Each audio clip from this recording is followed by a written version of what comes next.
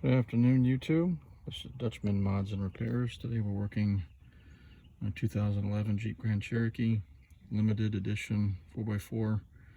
Not that that really matters in particular what we're working on for today, but what we're going to be doing today is we bought this Jeep a while back. It's a Northern car. So we're just kind of going through and some of the cheap hardware that's looking a little bit rusted, pre-rusted. We're going ahead and getting repaired. You may live up in the north and need to do this, or maybe you're like us, you live down south and you bought a car that's been up north and just want to get some of the stuff knocked out of the way. So what we're looking at here are basically these nuts here for the hinges, the upper and lower nuts. You can see the ones down here rusted pretty good. Okay, what I did is I ordered the Flange nuts off of Mopar Parts site online. They were like $1.50 each or something like that. I could have gone to the parts store and, you know, it got a match to what I had already taken off there, because they're not super complicated. They do come, you know, with the nut and then the kind of the built-in washer or flange already in them. But I wanted to go with OEM, so I paid for them. So anyways, there's four per door, so you need, well, let's do the math here. What do we need? 2, 4, 6, 8, 10, 12, 14, 16 nuts to do all the way around, which is what we're going to do. It takes a 13mm socket or wrench I've got here. They come off pretty easy. They're not on the real hard.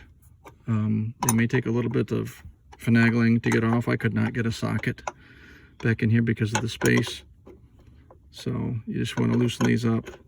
In some cases you can get them out a little bit, but again, they're almost like, they kind of feel like nylocks, but they're not as you get them off. So you just want to loosen these things up, take them completely off. And I'd hate to do this and chew up the video, but you guys just watching me undo this. But it is really, really simple to do.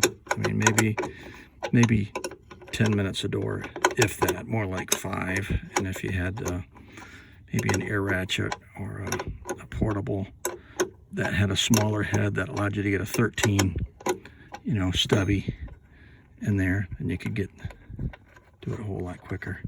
So once you get it off, just take the new ones, put them on, and the new ones will screw right on. I mean, they'll go all the way down. There is a torque spec. I believe the manual says 18 foot-pounds. Again, I can't even get my torque wrench in there.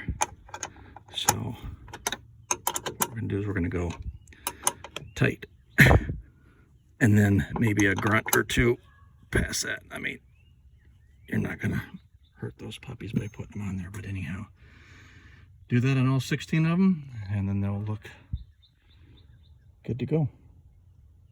Hope this helps somebody out real quick here. Here's the bags that they came in.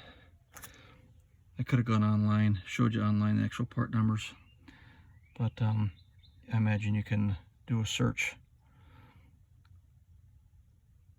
on these numbers here and get the ones you need. All right, I hope this helps somebody out. Have a good day.